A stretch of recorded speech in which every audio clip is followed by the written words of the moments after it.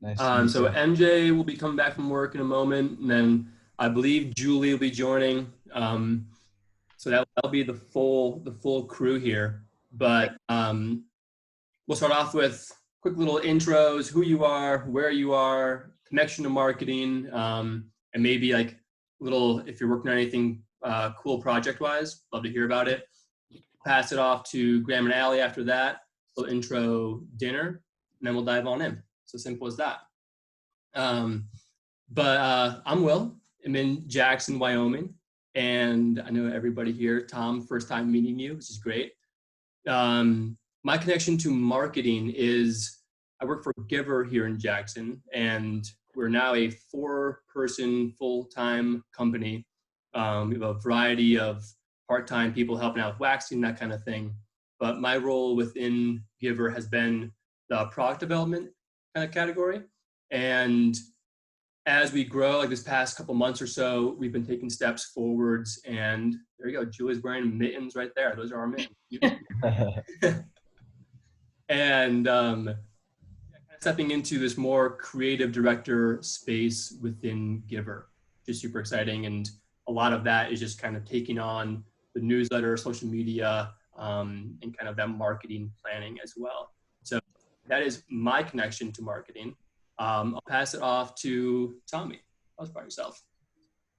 Hey, I'm Tommy. I actually met Will through Huckberry, where I was a creative producer and copywriter for about 5 years. So I did a lot of different projects for them, a lot of our field guides, which are like guides to cities through the lens usually of like an artist.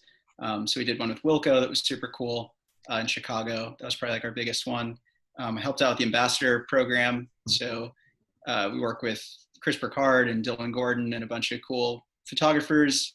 And then our artist series where we did like limited edition collaborations with a bunch of different artists.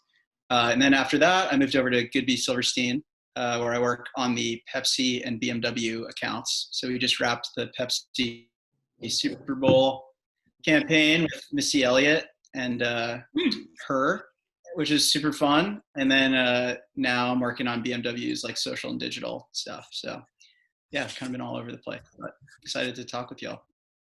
Beautiful. Awesome. Hannah, I'm just gonna go around the virtual clock here. All right. I'm Hannah. I am currently a student at the University of Oregon, so I'm in Eugene right now, finishing up some online classes in the next couple of weeks. And so at Oregon, I'm studying advertising, and I'm working on becoming a copywriter for that. And yeah, so I'd say that's my connection. So I'm still sort of learning in the process of. Beautiful. Underwater Clark, what you got? All right. I'm Nick. I live in Santa Barbara, California. And I went to school with Will up at U of O, and we studied product design together. Although I don't currently do that, I'm a brand designer at a shoe company here in town called CVs. So we've actually done some work with Huckberry, just released a shoe with them, which is pretty cool. So little connection there. Yeah, so I do brand design, anything from like social marketing, email marketing, all those sorts of things. Yeah. Beautiful. And then Julie. Hi. I am currently in Jackson, Wyoming, and I run Saltworks Creative, which is a small boutique branding design company.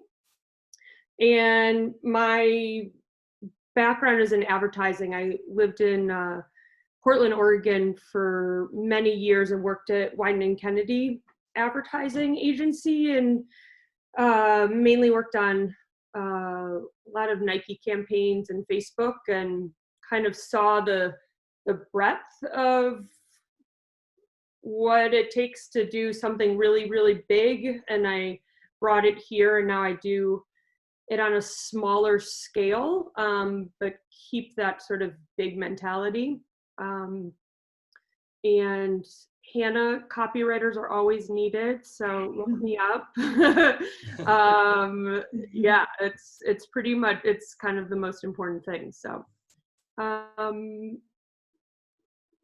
yeah, and now I work on a lot of small startup companies, going kind of soup to nuts of helping name, logo design, whole branding campaign, websites, packaging, full gamut. So it's good. Beautiful. Yeah. Really? And then Graham and Allie, the chefs, any marketing experience, but enjoying food as well. I mean, not too much marketing experience.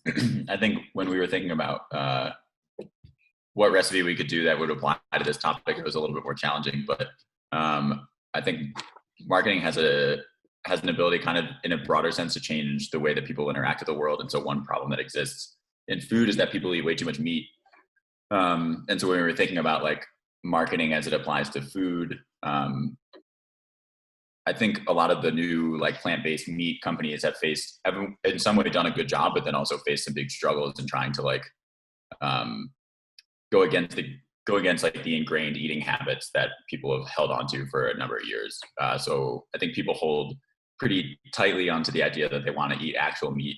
And so that's been a big challenge for companies like Impossible Burger and Beyond Meat. In one sense, I think they've done a really good job, but I don't think that they've had kind of the impact that they were hoping to have. And I think in like the years to come, maybe they'll be better, but. Mm-hmm.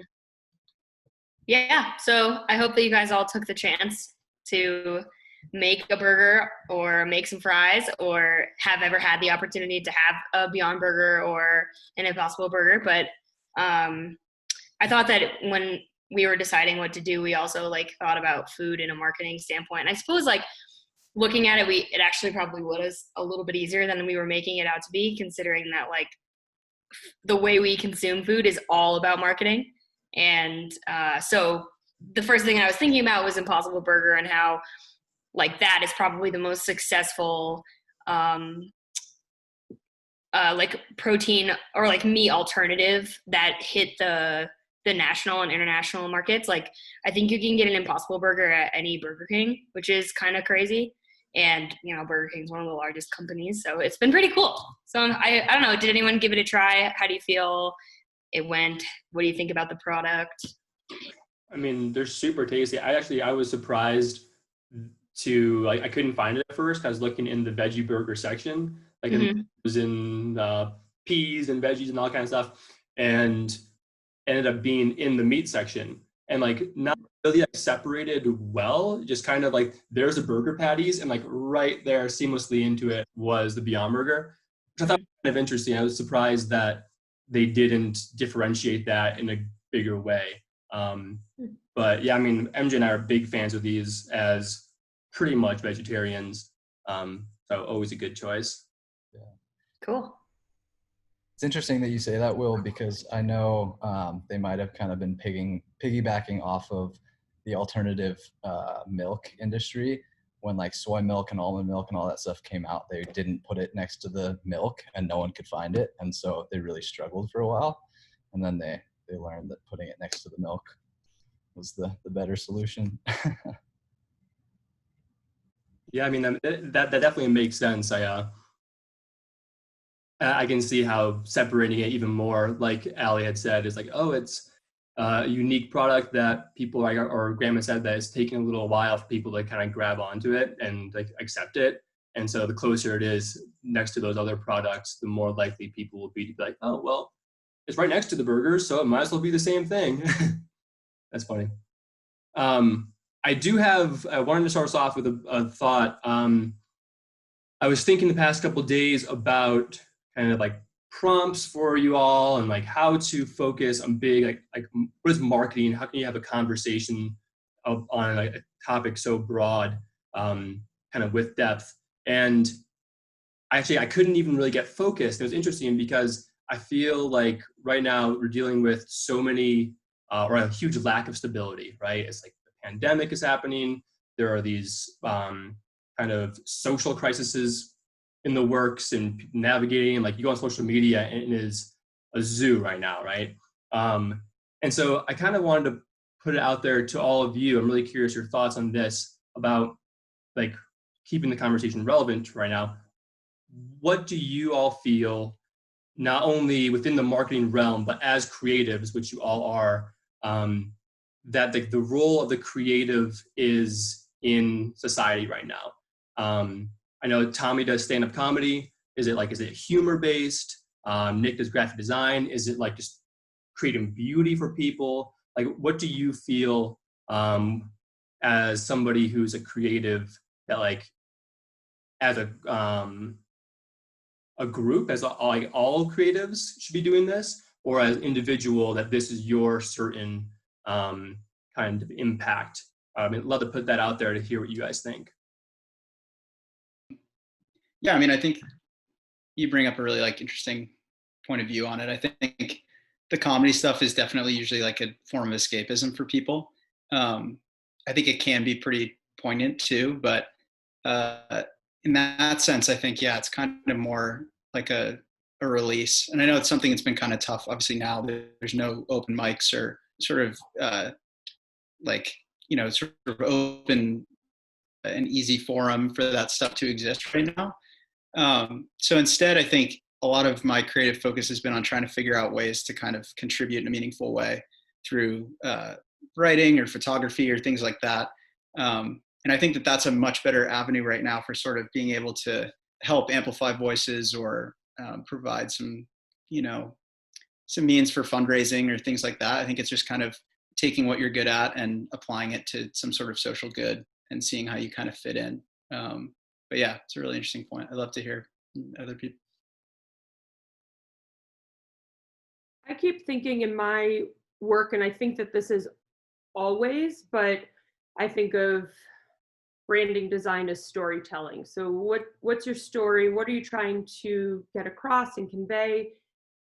And now more than ever, I think everyone's really real, and that's what I've been focusing on, of like, I don't know, you just have to talk really real to people right now in such a beautiful way.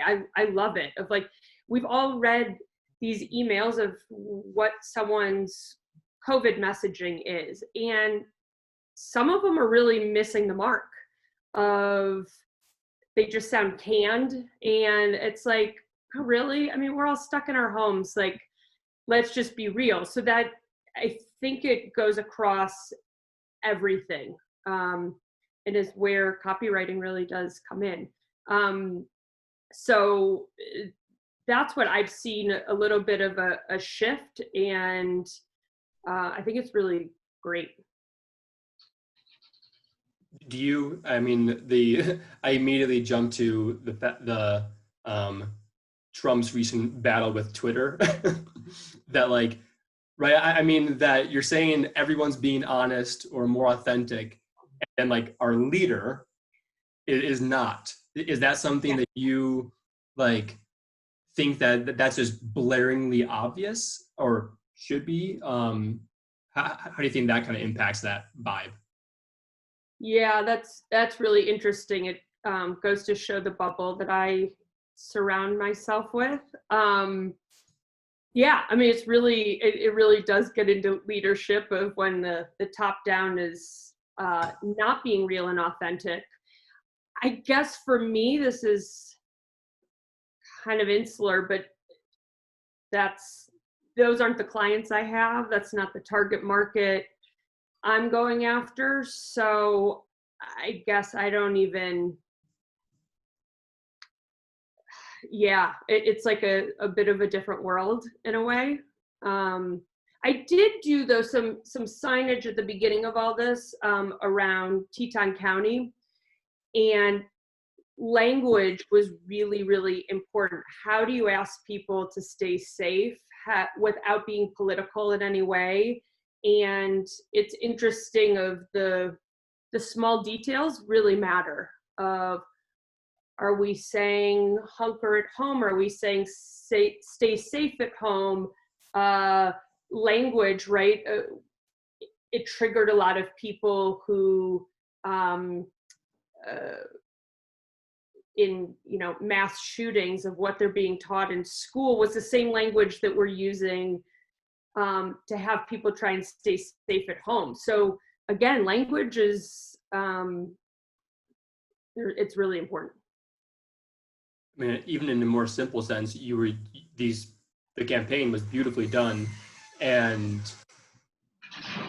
that language being even just as simple as like all of at least the big ones over on Snow King had it in Spanish as well, right? So was that something that you kind of worked through, that with like the wording, that it had to be, like you're saying, like really thought out, and then you throw in the kind of language barrier there, or how it translates into a different language? Is that something that you felt was like well executed? Well, we had to print it twice. So it's really important it's funny you brought that up, because it was like, obviously we have a really large Latino community in Jackson and needed to get the message across, and it's important who translates it. So the first one that was printed, a native Spanish speaker was like, that's losing the mark. Or someone saw it actually on something I posted on Instagram, and my friend was like, that's not what you're trying to say. And and I was like, oh man, and there's no budget. And anyways, it was a bit of a fiasco of having to reprint it without a budget and but it absolutely did not, it didn't say what we were trying to get it to say. So it goes for any language. I think, Julie, I think that's really interesting you bring up the branding behind like public policy, because I guess I always thought of branding and marketing as like consumer products, because that's how you consciously relate to it. But then as soon as you said that, it made me realize like doing the DARE program as a kid, like Just Say No, is like that's a branding campaign. I just never really, so I guess all of these things, like, and even like political campaigns, like it's all marketing. I don't often think of it past like consumer goods on the shelf. Yeah, I mean, some of the deepest history in graphic design, which is so interesting, is wayfinding. So, like the New York City subway system is kind of the most iconic graphic design of, we would all be lost if that wasn't done properly. Or you think about reading a book, a magazine, the newspaper, you don't think about that, but all of that is very well laid out and positioned, and where your hierarchy is in design is what you're going to read. So it's like, if you think about what someone highlights as a quotation, that's the only thing that you're going to read. You're probably never reading the article. So it's interesting how there is politics a little bit behind all of it. Yeah. Kind of in the similar vein too, like some of the most successful iconography and typography and stuff has come from the Olympics, because you have all these merging of cultures and people from all over the world coming together, and you need to be able to communicate to all of them how to interact with a space or an environment or whatever. And yeah, it's really interesting. Well, Tom, it's the same thing of like, laughter is the one universal we have, right? You smile at someone or laugh, that's not different in any language. It's totally cool. Yeah, I think it's really cool seeing how effective humor is as a tool in marketing across the board. I mean, the brand awareness and recall and everything goes up when you just make people laugh or you find something relatable.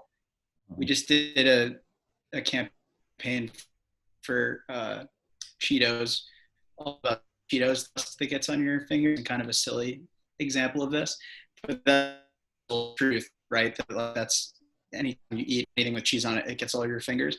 And they did this MC Hammer Don't Touch This campaign all around like the things you can't touch when your hands are covered in Cheeto dust.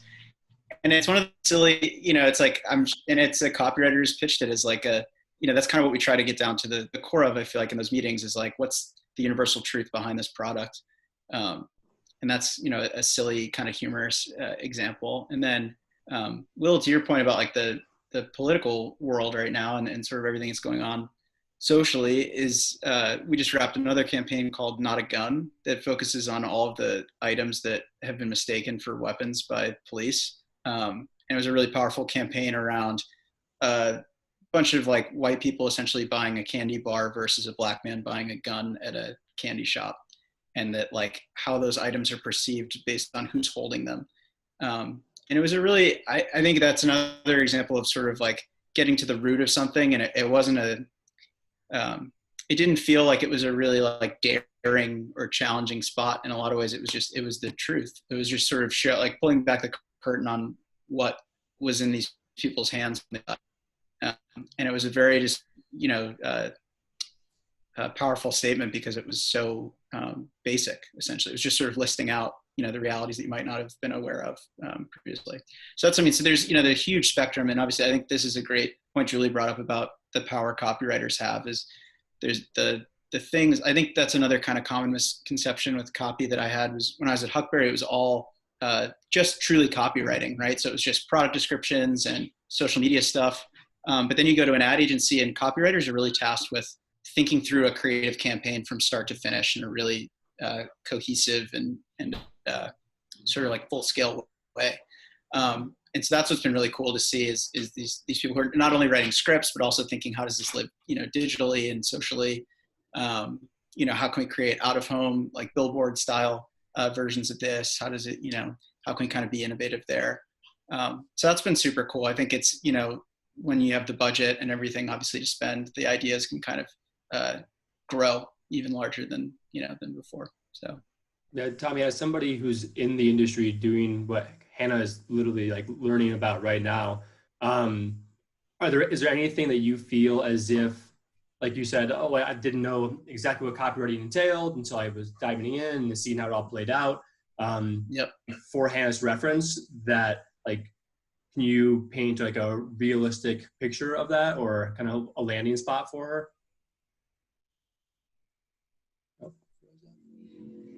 Totally. Yeah. I kind of stumbled into copywriting out of college. I was a poetry major. So I really didn't have a whole lot of options coming out of school. And I was like, all right, how am I going to make a living writing? And I applied to Huckberry and was really persistent, and they gave me a shot, and I flew across the country and basically like just figured it out as I went. I mean, I was very lucky to, I think, start at a company that was small and sort of willing to take a chance on me. Like, I don't know if I would have been qualified to go to an agency right out of the gate. And I really kind of cut my teeth just through doing it.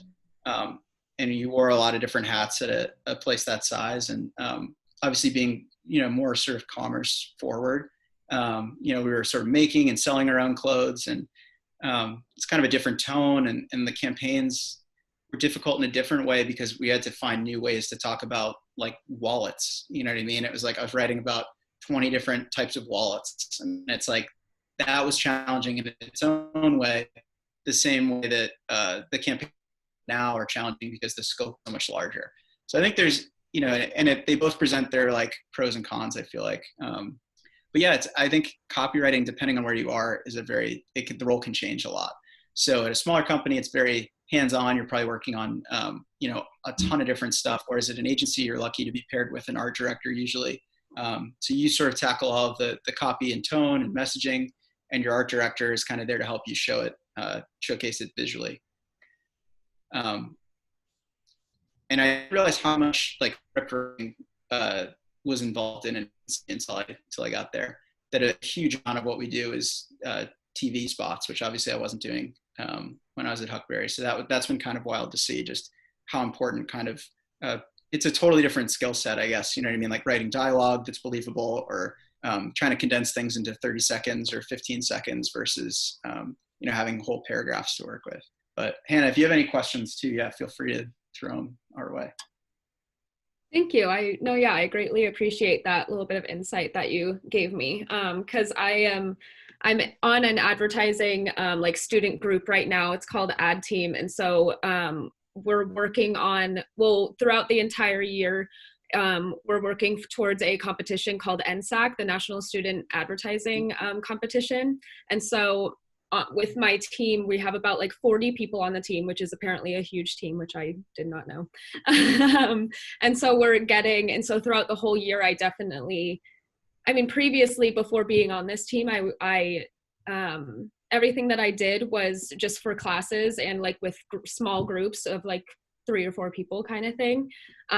Whereas working with so many other people, and like you said, working with closer to like the art director people as well, definitely gave me so much more insight as to how like the industry might end up being as well. And so I have the chance to do it again next year, which is going to be great, because this one we were working with Adobe for the competition. And so that was a business to business campaign, which I also never done before. And so that was a whole nother thing to get used to, I would say, just because everything had always been more consumer based from what I've been working on in classes.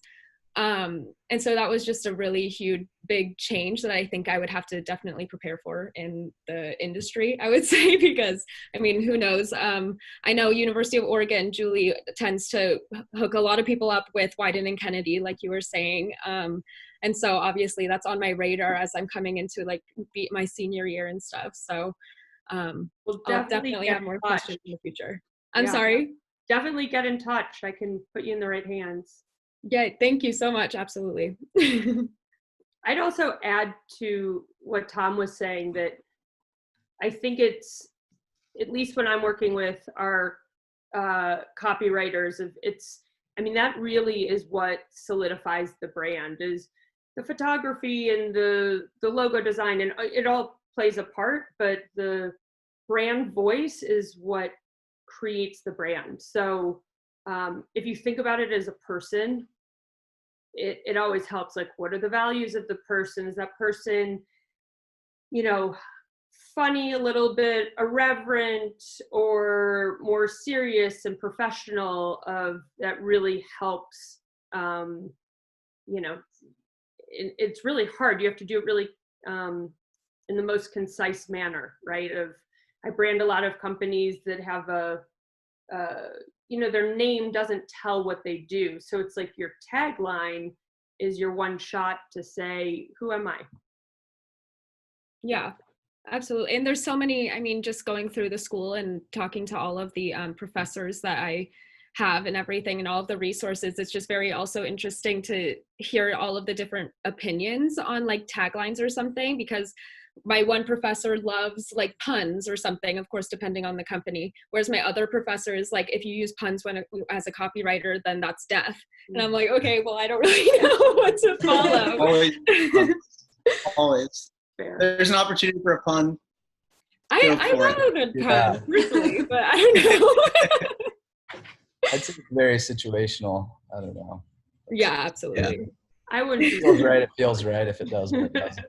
Absolutely. I guess that's where like that idea of a brand having a voice really comes into play. Like, is your brand the type that would make a pun? Exactly. Yeah, exactly. Absolutely. And so it's definitely more finding like the ins and outs of the brand and stuff. And that's what's great about working with Ad Team, is that I'm also talking to the strategists and the media planners that know more of the in and outs of the company, and then can help me like get to where I need to be with that. So I don't know if that's how it is with the industry, but thus far I've had so much more insight working alongside other people as well. So Julie, it's The really really cool interesting. thing, I think. Go ahead, Tommy. No. Sorry, you go. Well, I was gonna push it in a slightly different direction. I was curious, Julie, that like you're saying like the wording behind these campaigns and the copyright is really essential. That, I mean, both Nick working at CVs and Tommy working at Huckberry, they're so incredibly visually pleasing, both of those brands, that like I follow both brands and never look at what they write, right? And then like with social media now, and I mean, in newsletters as well, that it's like just so like right in front of you and tangible, and to have like the beautiful colorways and the logos, and I mean, like the quality of photography these days is like mind blowing. And so it's funny that the copyright, you feel as if is kind of like that top priority and most important, because like as a consumer of a lot of these things, if a company has a bad logo, I don't follow them, right? It's like, how can you have a bad logo these days? Like there's so many good options out there. And like, how can you have a bad colorway? Or like if somebody sends a newsletter that's all jumbled and the spacing is weird, like boom, unsubscribe, right? Like it's unacceptable these days because everyone's doing it so high caliber. So do you still feel as if like if the copyright is bad, then that doesn't matter at all, like the aesthetics? No, I mean, that's a really good point. Photography is king and queen. Like, I mean, that photography is what's going to get it. Every website we design, it's like, if you don't hit them on, you know, above the fold, you've lost them. And usually it's a big, beautiful photo that tells a story. The copywriting is the glue, right? It's, yeah, I guess, and maybe I probably notice it more, but also people aren't reading that much. I mean, Hannah, I think that's a really good point of like, just remember, you kind of got to it's why you have to grab them on the tagline so quickly or whatever it is. I don't know if you guys read, probably maybe only the ladies, Skim, the Daily Skim. It's like, whatever I do too. Okay, good. Well, no, everyone should, but whatever. They did recently just change the way that they branded, so now it's way less feminine than it was 2 weeks ago. Which is smart, but the emails that we always just joke, my friends and I, of like, who's writing the titles of these emails, because they're brilliant. They're so funny. They're so great, and meaning that you might only get them that far. People might only be reading the headlines. Every client I tell, I say basically, like, when we're doing an ad design or anything, it's a little bit more about how it visually looks on a page. You have to realize they're probably never going to read it, which is sad but true. So it is that, what's the one call out quote, what is your headline, and you hope they read it. But Hannah, we just came up with, in the last couple weeks, of doing a pretty high-end SPF broad spectrum spray over makeup brand called Novi, and we came up with the headline, "Practice Safe Sun." So it's great because it tells you that we want to practice safe sun, but obviously it's a little cheeky and shows that, you know, we're not going to take ourselves too seriously. And there's like a fun sexual reference in there, and you kind of get it. And when, I don't know, it sets the tone for where we're going. Absolutely. And it just sticks with people too. And I think that's one of the bigger things currently is like, and what I'm seeing, I mean, I don't use Twitter that often, but like through other forms of social media and stuff, I see some Twitter posts or like Tumblr posts of random brands, and some of them are just like super witty, or they just have a very like different tone on social media than they might like brand themselves as. And I think that's what like we're heading towards right now too, is just because social media and the way that people have been interacting on that, especially currently, is a huge thing. And so just seeing like, oh, like now it's okay to make like a slightly sexual reference in a brand, because that's where we're going to. So it's also just following those trends and believing that, okay, if like this is my target market, they're gonna like this. It's almost like the persona of Wendy's on Twitter is hilarious. It is like irreverent and funny and like willing to make really, really like stabbing jokes at important people in our society. And I think that's so funny. Absolutely. And I think this kind of ties into my own question of like, because of the pandemic and because we were talking about honesty and people being or wanting that realism in our everyday lives, you know, we're all really tense right now, and comedy is a great way to kind of break the ice and make everyone, you know, chill out a little bit.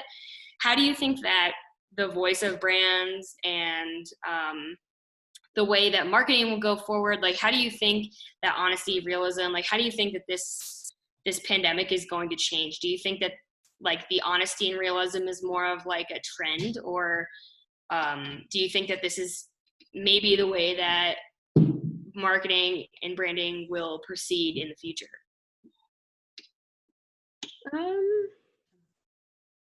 Sorry, I'm trying to think about that one. That's tough. Yeah, I had like the one thought I kind of immediately jumped to with that is that like I mean, again, we're seeing it play out like right now, is that the trend of if you're a white person and you don't post on your Instagram story that you're not racist and you're anti-racist, you're therefore a racist, right?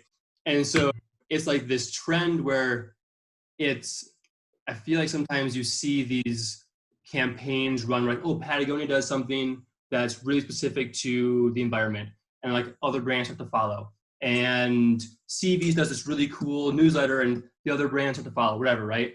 And that is like, it feels a little bit more like a follow the leader experience, whereas this that we're seeing play out right now feels like this enormous wave of energy. And I'm curious about the lifespan of it because it's so strong right now. And again, like if you don't post that, people are like, oh, well, Tommy didn't post in the first 24 hours, so Tommy's a racist. And it's like, that's like how people are like viewing it, and it's really strong. But again, they're posting it on their Instagram stories. So 24 hours later, it's gone. And so like the lifespan component, I think, is really interesting because with trends, if you can have something last as long as possible, right? That's the big goal. Yeah, I mean, Tommy, Nick, Julie, anybody want to talk to that kind of that note? Totally. I mean, I think you're kind of spot on that it always will be sort of a follow the leader type thing. You know, I mean, I think there, you know, part of that is brands being unwilling or afraid to kind of step up to the plate first in a lot of ways. I think each time that someone does that or a brand does that, it does sort of help normalize or create a new normal. So in a sense, I think it totally, you know, and I think it can feel that way where we're all just sort of chasing each other or copying this or copying that. But I think, you know, the more optimistic view of that stuff is essentially that, you know, we're kind of always elevating each other in that sense. Yeah, I mean, I think it's difficult, right? To think through, you know, and I think this again gets back to the copywriting stuff. I mean, even when I was running social for Huckberry, that was like, you're tasked with doing a lot of like PR stuff on the fly. Is something that's not really talked about with social media managers, especially. And, you know, so it's like something goes wrong at a higher level than you even, and suddenly on Sunday morning, you're tasked with mitigating this PR disaster, you know? And I think the good thing from a copywriting perspective is that you get to sort of help shape the narrative, and you get to kind of inject your voice into the response. And I think that's true across the board. And that's kind of the cool thing about marketing in a lot of ways is that, yeah, I mean, they're totally like, Will, to your point, like there's a very like cynical side of all of this too, of like greenwashing and everything else. But I do think in general, it's like having really courageous conversations with each other is important. And I think the trend overall that I've seen, at least very anecdotally, is that people are really stoked to see those conversations happening or to see brands kind of leading the way. And I think overall the trend has been that if you're seen as a follower, not as a leader in those spaces, the impact is not nearly the same. So I think that there's a strong argument for being a leader and for sort of just deciding, you know, this is what we believe in. Brands that lack central pillars like that, and Julie kind of talked about it a little bit, you know, the brand voice and everything. It's just like, you know, people want to see or people want to feel that the brand really does believe in something, or that they at least have values that are kind of unbreakable. And that when they're cornered or backed into kind of an awkward situation, that they're accountable and they own up to it. And also just they kind of show up time and time again, even when it's difficult. And I think that's kind of the biggest mistake a brand can make, is sort of shying away from those things instead of just deciding. I think there have been a lot of battles that we've seen lost on the brand front that are just kind of from inaction. You know, do we say something? How would we say it? You know, is it even our place? And I think that's kind of the worst, you know, just spin to kind of get into, because then it's whatever you say feels too canned. To Julie's point again, of just sort of like it's a, you know, you've kind of written it to death, or you don't say anything, which is another sort of, you know, pitfall of that kind of line of thinking.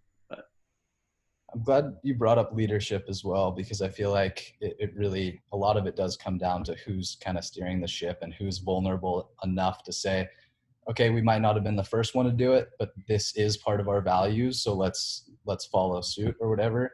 And so, you know, if it's a makeup company making millions off TikTok or something, they might not, you know, follow up and say, oh, this is where our stuff is made, this is the environmental impact or whatever, because like that doesn't matter to who's running that organization. And so, yeah, I think vulnerable leadership and is super important. I also think, hi everyone. I think I only don't know Tom, but so good to see all of you. I'm MJ, by the way. Tom, nice to meet you. Along with what you were saying, Nick, I think, well, and Tom, also being a leader in a certain sense, obviously, and putting yourself out there is huge. But along with what you were saying, Tom, about indecisiveness of a company, I think a lot of people, I was an art major, and I think a lot of things that people got stuck on was like, well, if I do anything, it's not necessarily new, it's already been done, but that shouldn't sway people from not also, you can make your own spin on things. You could also be like, yeah, exactly. I wasn't the first one to do this, but this is my value. This is my belief. And knowing that your company or your brand is also targeting a different audience because of where you're located, who you know, like that spread of that one message over various companies is super interesting and cool to see as well. Like you don't have to be the one person that's doing the one thing, 'cause we're a big world. There's a lot of people doing a lot of the same things, but you can have and make a really big impact just on who you are as a company, who you know, and your own personal spin, which is super nice, I think. We don't have to pressure ourselves with being the first to do these things. Wow, that's nice if you can find that. Julie, as a business owner, what are your thoughts therein? I know like working for Bubba, that like I'm always saying, hey Bubba, like should we take a stance on this? And he's like, certain things 100%, certain things like I'm not sure we want to get into that field quite yet, you know. And understandable. I mean, it's hard to just kind of dive in without like that decided upon voice. As like the business owner, how do you feel about that experience with Saltworks? Probably a little bit different than giver of, you know, I'm working for my clients really, but it's who are the clients I'm taking on. So, you know, I always say, just kind of in short, but it's sort of become my motto, is like I work with clients who give a shit. They've got to give a shit about what they do, their product, what they're selling, the greater whole of the globe and the employees within that company. And so I work with, you know, everyone across the sun, of a CBD client to a, you know, nonprofits in Jackson. And so that's sort of the stand that I take if I don't believe in their messaging. Is that a deliberate process, or is that something where you have a gut feeling, you kind of talk with them and you get a basic pulse? Gut.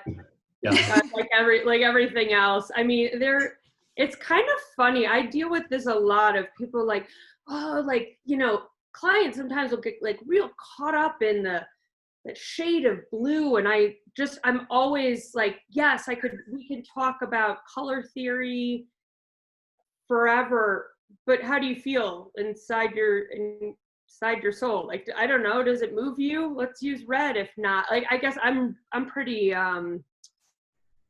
you have to sell something, but I will say in terms of my own social media though, is I struggle, even today, I had the same thought of, do I post a black square to show that I give a shit about the African American population, right? Am I soulless for not?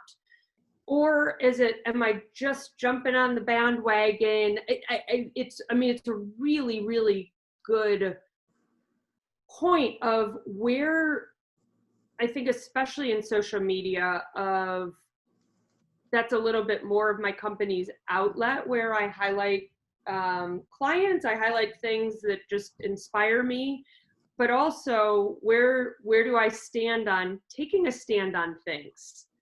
And even I was highlighting for a while of COVID messaging that I was really just liking visually, but I'm taking a stand then politically, right? Of stay home, wear your mask, right? That's half of the population doesn't agree with that, which is totally fine. So I definitely can feel it with Bubba of like, I probably stray a little bit more on the conservative side of, man, I'm just trying to create something beautiful and visual out there that hopefully someone, it just is like, oh, that's cool, rather than taking a stand on everything that matters to me. It's kind of. Do you feel as if there's like a way to bridge that gap of, I mean, you'd be sacrificing some of your own privacy and such, but that like if you as Julie Derry had a presence on the Saltworks page, that like you could post your own political beliefs and such on your own page, and then Saltworks would then kind of have this underlying value system because, oh, well, of course, Saltworks is run by Julie and therefore they're connected. But then you have to like sacrifice again your privacy, right? You have to be not private on social media. And I think that's a way of attacking that. I'm not sure it's the exact answer because like as a brand, you can have one viewpoint and as an individual, a different, or maybe you vocalize them in different ways per se. Maybe you can't exactly have. I don't know if I agree with that. Yeah, so less of the different viewpoints and more of a different voice, I would say. Yes, and I will say it's really interesting question because actually, again, I guess I don't have like a set of, well, it has to go through this funnel before I post something. It just, again, has to align with my own soul, which it is my company, so it shares my set of values. I think I've typically taken a stand on, can I approach it from finding a really cool piece of art or something, right? I saw like even this very cool black heart from a gallery the other day, and something like that, like, oh, can I come at racism through that avenue rather than just a little bit of the typical what I'm seeing, which is all awesome, but that doesn't feel on brand for Saltworks. Yeah, that's a really good answer. Yeah, if it feels too forced too, that's usually my, like everything else in life, if you're forcing it too much, let it go. You're probably just, I don't know, if it doesn't come that naturally, let it go. I think that raises an interesting point, and I can think of examples that brands have done things that just seem really inauthentic, especially in hindsight. For instance, I remember a bunch of examples, but I don't know if this was last year during the Super Bowl where Pepsi did an ad where it was like one of the Jenners was like leading the charge for like racial equality, and then they got like blasted for it. Or even I remember it turned out that the owner of Equinox gyms was like a big Trump supporter, which like is totally out of line for their target market for the gym memberships. Or like and San Francisco was hit so hard because of like that. Everyone left. They like dropped their membership rates in half. Or even recently, like Skittles released like an all-white Skittle because they said that like the rainbow was only for like Pride Week and they wanted to show support. And I think this whole conversation raises the question of like where are brands allowed to like get involved in things that kind of don't bother them in any way? Like, does anyone make buying decisions on candy based on like the candy company's support of the gay community? Like, are those two things even related? But then on the other hand, it's like, if you're going to identify a target market that's totally the polar opposite of how you identify politically, like, is that just like a ticking time bomb? I keep thinking of Go Go ahead, Julie. Oh, I'm sorry, curious I was about gonna Tommy's say- thoughts on the Pepsi one after this. It was not good, B. So yeah, we won the business post Jenner. So I keep thinking of the Kaepernick ad, where I think that's like such a perfect example of Wyden Kennedy took a very political stand, and Nike took a stand. And I mean, I think we can all look up and be like, whoa, like it was, they stood in their own, and they stood behind him, and they stood behind the brand, and there was nothing meek about it. And I bet you anything Nike lost customers over it. I mean, 110% they did. And they did it anyway. And that, I think, goes along the lines of being authentic in taking a stand in something, and like, whoo, this one could go one of two ways. And I think it was really polarizing, but absolutely, I just learned that the CEO of Bullet Bourbon that I used to enjoy is completely anti-gay, and I had no idea, but I'll tell you a bourbon I'm not drinking anymore. So you do risk that, I think, in a beautiful way, but you risk it if you take a stand. But you get people so much more behind you if you do take a stand. You reinforce yourself with the people that you want to love your brand. but And not everyone can love your brand. Yeah, but Not- do you you feel don't that have to certain get up for it. brands are like untouchable though? So not untouchable, but like Nike, the Nike probably comes close. equation is very different than Giver, right? If Giver posted the Colin Kaepernick campaign, like our 10,000 followers, like that's like a way bigger risk equation than Nike, who's like, well, if we lose 1 million people, it's whatever because we already have 100 million people. Like, Totally. but that comes into play for sure, right? But it's also if it's like, sorry, like if Giver did that or something and it went off well, which of course for Nike it went well, then you get all of that circulation. Like that ad it was everywhere for a while, and then like you were like the cat, like if you had done that, that would have been like the catalyst of taking like that. And so not taking advantage, that makes it sound it in a negative sense, but but yeah, I think you know what I'm trying to say. And so it's a matter of trying to take that risk, and I feel like if you truly believe it, then in my opinion, then you should take that risk. But And also half of your followers versus half of like Nike's supporters is a different equation. Mm-hmm.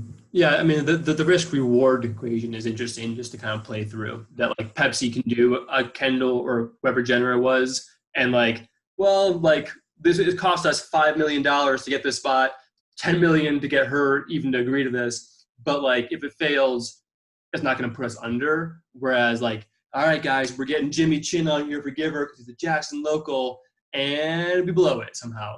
And like, it's just a certain level of risk that bigger companies can't take, basically. I think there's two interesting points there. I think Julie's right with the Nike stuff is like, I think it was so successful because it was through the lens of sports too, where it felt very Nike. Like it was a stance that made a lot of sense. And I think, it was a really powerful stance to take. And I think I'm always thinking that through the issues that brands do and don't involve themselves in. I mean, I think you're totally right. There comes a point where it's like, if you're pushing your personal beliefs so much into the brand, you risk obviously alienating a lot of people.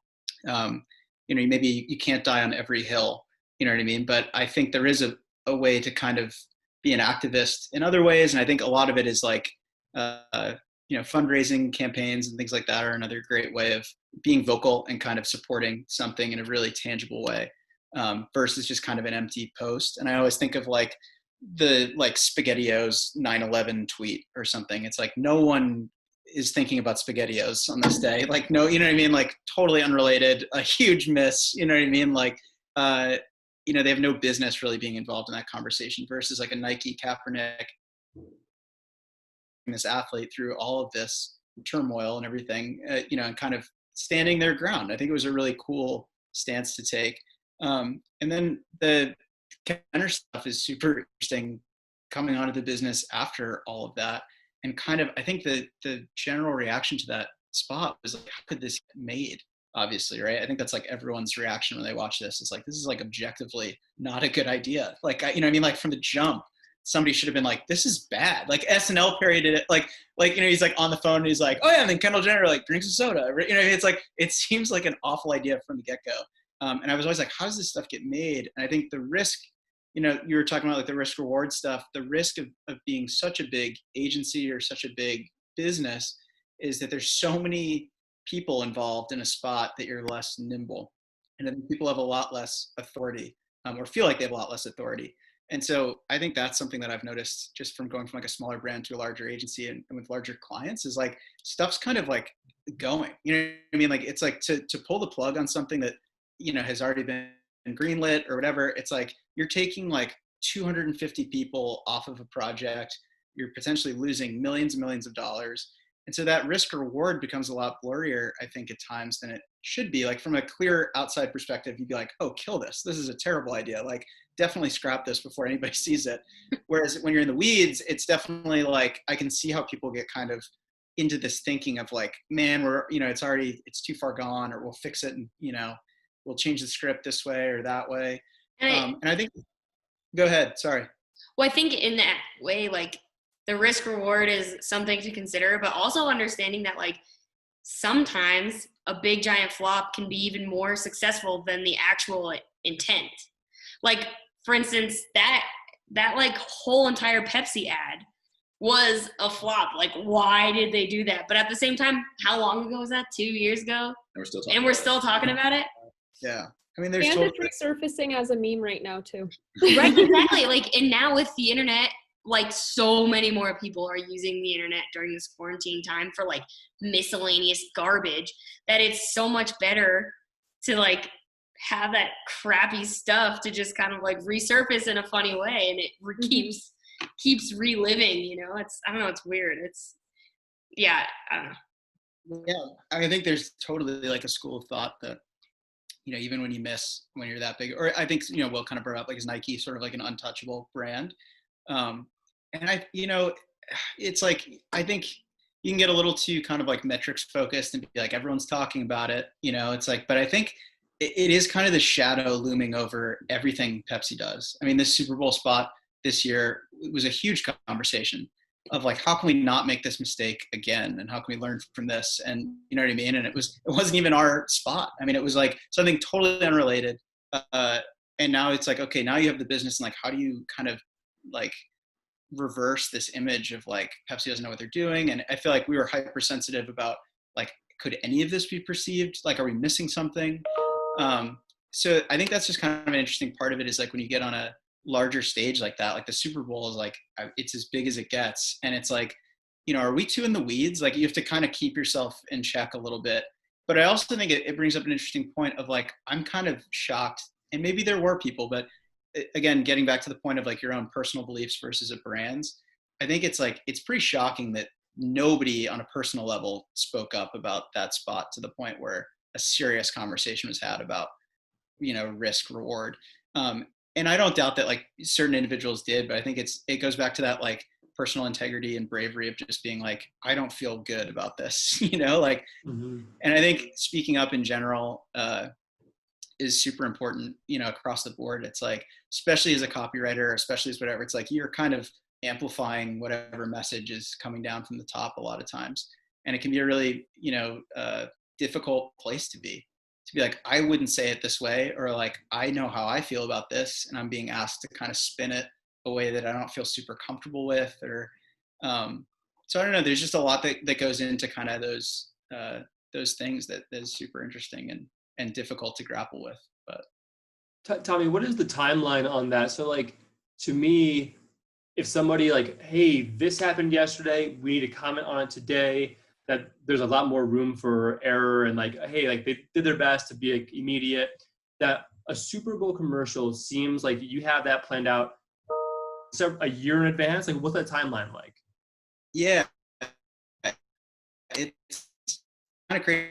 The concept was already locked for Super Bowl, and we were going into testing. so this is the other, so a quick side note too, I guess, about how these things can kind of get away from brands is like Pepsi just had the other big scandal sort of about the COVID testing banner. Have you guys seen this? Mm-mm. That was, so the new Pepsi tagline, and taglines are kind of like the photography of copywriting. They're like that's like the only thing people take away. And the Pepsi one is "That's what I like," which is fine on TV and everything else, but when it's next to something else, it can mean something totally different. So that's all we always try to think through, right? It's like, it looks great on an Instagram, like, that's what I like. I like Pepsi. But when you see it next to like a COVID testing site, it takes on a totally different meaning, right? So it's like, they basically, and the thing that is so difficult with a worldwide brand like that is there's all these smaller players involved. So it's not like PepsiCo was like, let's do a bunch of COVID banners. It was like, it was a guy who owned a Walmart who was a Pepsi pour, who whatever, right? And the Kendall Jenner thing, I guess, was similar as the story I've heard, that it's like, it was a smaller conglomerate or something within Pepsi as a larger organization. But there's they do a ton of testing to basically try to figure this stuff out ahead of time. So we do focus groups, which has been super interesting. Hannah, I don't know if you've seen any like stuff through college where it's like, basically we take people from all over the world, or not all over the country, and show them the spot, at least like the animatics or the boardmatics, like some illustrations of what the spot should look like. And we gauge reactions, and it's always super interesting what they come back with, because a lot of times it's stuff we would have missed otherwise. So it's, it's like, sometimes you can just get so in the weeds where you're like, obviously this message is, obviously That's What I Like is about Pepsi, and people who watch the spot in, I don't know, Wisconsin somewhere, like, I didn't think that at all. That reminded me of that movie line or whatever. And then everyone in the room is like, yeah, it does remind me of that movie line. You're like, oh, it's great. So like, we're basically wrote an ad that has, zero recall or whatever. So there are a ton of checks and balances in place to try and kind of mitigate that stuff. But I do think it's like the train kind of leaves the station at a certain point, and it becomes a lot harder. I'm like on the account team, but I'm a small fish. Like raising my hand and being like, this doesn't feel great, is way harder to do than at a Giver or at a Huckberry or CVs, or even I'd imagine, it was way easier to just raise my hand and be like, I wouldn't spin it that way. Or, I would just like own it this way, or I would avoid it altogether.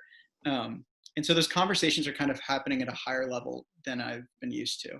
And so I can totally see sort of how stuff just like runs away from those brands. And I mean, kind of like Hannah said, that is the Kendall Jenner thing is a meme now, that the internet is unrelenting and unforgiving. And so it's not like, oh, we're back in the day where you draw up your advertisement, you put it in your store window, and just the locals see it, and isn't that great? It's like, you mess up and people are grilling you and they're sharing it everywhere. And so I think that component is really interesting, is that you could even run the best campaign. This just says, we love everyone, and there's everybody in the world in one image, and like someone's still going to grill you on it. So the meme thing that you mentioned, that made me think of that. It's funny. It's like, it'll just come back and like, hey, at the end of the 2020s or whatever that was, it'll be like the worst memes of the past 10 years of the decade, right? And it will be on there. It's like, it'll just kind of keep on coming back because the internet's like that. Nick, can you talk to Noon, and like, do you think any of these things through as you kind of dive into that space?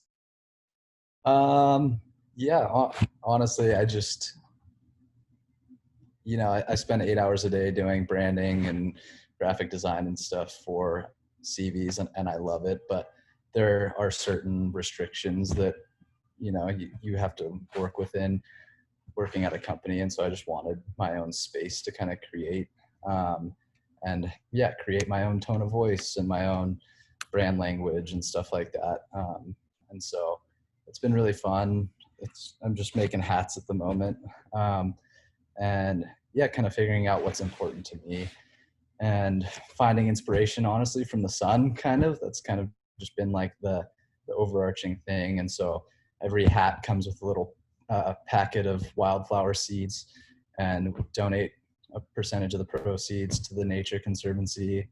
And so just kind of yeah, slowly, it's going to be a slow burn, but just pouring some energy into something that's not selling shoes, which is really fun because like I think, Tom, you were talking about doing copywriting for Huckberry. There's only so many ways you can write about selling a wallet, and same deal for selling shoes. It's awesome, and it's a fun challenge trying to come up with new creative ways to do that. But at the end of the day, you do kind of want to work outside of some of those boundaries, and so that's what this is. It's super cool to hear that you've already established some of that. Like, I mean, how many hats have you sold? You literally launched it in the past week, right? Yeah, kind of. I gave myself like $500 to play with, and I got 30 hats made and just sold them via Instagram direct message to whoever follows me, and sold out in like an hour and a half. And so now I ordered some more, and yeah, it's fun. Yeah, but it's cool. I mean, even with that small production run and everything, that like you already have established the Nature Conservancy component. I think, so Graham and Allie are working with me on Full Table, and that's something that I think we need to really play through as a brand, is like the Full Table values, I think, are pretty self-evident, that everybody has something to bring to the table, right? And that like, I love the idea of, we could have had like the head of marketing for Nike sit with us, but that they were just been a guest, right? Hey, we're not like, this isn't a lecture from you. You're equal to everybody at the table. And like in the future, to have in person after COVID evenings together where like we're sitting around a round table and everyone's like in the chairs the same, no one's got the throne, right? And it's like, it's so embedded in the idea of Full Table that like, everybody matters, everybody's opinion matters, and that we all need to sit down and listen. Like, that's a big part of it, is like, hey, Hannah, what do you think? And then I'm gonna step back and just like hear what she has to say. I think it's really important. But that as we move forwards, that'll be a really important part of what we establish, is are those values and how do they play out on a day-to-day basis, on a greater scale. Yeah, Julie, do you, working with SaltWorks, do brands come to you for that kind of advice as well? Is that something for like the CBD client, for example? Do you, is it mainly just the logos, the copyright, that kind of thing? Or do people come to you for kind of the whole brand makeover or kind of establishing? Typically the whole brand and creative direction. Some brands come to me more with a creative direction already in mind, and I always try and push the bounds a little bit of like, here's what you're asking for, and then let's see where else we can go with it. Yeah, I would say it really does depend on the client. CPD client, great example of, he is,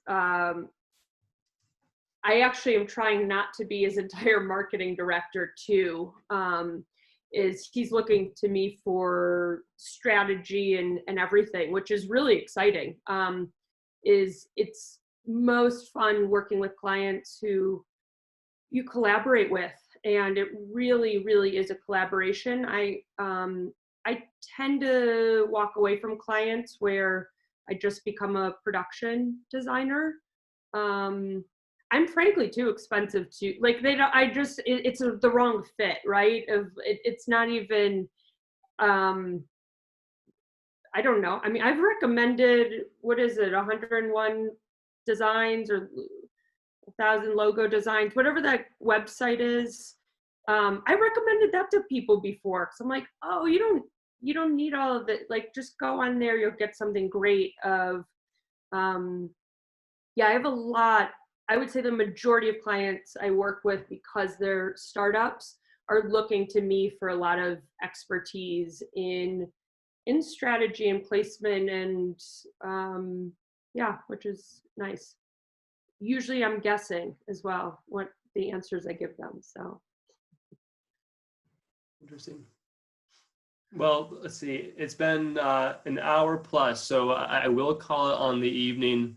So we can, it's an 80-degree day here in Jackson, Wyoming. It's a rare thing, so get outside and enjoy it. But thank you guys all so much for taking the time to sit in and join. Awesome to kind of start the conversation. I'm hoping to kind of follow up in the future and keep it going. But yeah, thank you all so much for joining. Any last notes from anybody else? Last questions? Thanks for putting this together. Yeah. Yeah, thank you, Awesome. MJ. Without a doubt. Well, hey, we'll talk to you soon. Everybody have a great night. Awesome. Thank you. Thank you guys. Bye, guys. Nice to meet you guys. Bye. Yeah.